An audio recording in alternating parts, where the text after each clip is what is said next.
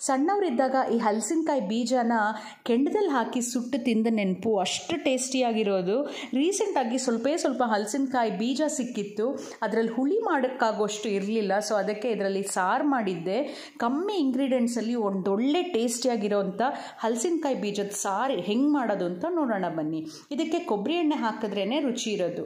ಮೊದಲಿಗೆ ಹಲಸಿನಕಾಯಿ ಬೀಜನ ಕುಕ್ಕರಲ್ಲಿ ಹಾಕಿ ಕೂಗಿಸ್ಕೊಂಡು 2 ಭಾಗ ಮಾಡ್ಕೊಳ್ಳಿ. ಒಂದು ಭಾಗನ ನುಣ್ಣಗೆ ರುಬ್ಬಿಟ್ಕೋಬೇಕು.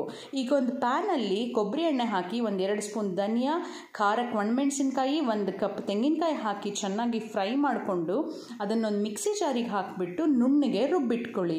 ಈಗ ಒಂದು ಪಾತ್ರೆಗೆ ಹುಣಸೆಹಣ್ಣು ನೀರು ಹಾಕಿ ನಂತರ ರುಬ್ಬಿರೋಂಥ ಹಲಸಿನಕಾಯಿ ಬೀಜದ ಮಿಶ್ರಣ, ಮಸಾಲೆ ಮಿಶ್ರಣ, ಹಲಸಿನಕಾಯಿ ಬೀಜ ಬೇಯಿಸಿರೋದು, ಉಪ್ಪು, ಹಾಗೆ ಕರಿಬೇವಿನ ಸೊಪ್ಪು, ಇಂಗು ಹಾಗೂ ಬೆಲ್ಲ ಹಾಕಿಬಿಟ್ಟು ಚೆನ್ನಾಗಿ ಕುದಿಸಿ ಕೊನೆಯಲ್ಲಿ ಕೊಬ್ಬರಿ ಎಣ್ಣೆಯಲ್ಲೇ ಸ್ವಲ್ಪ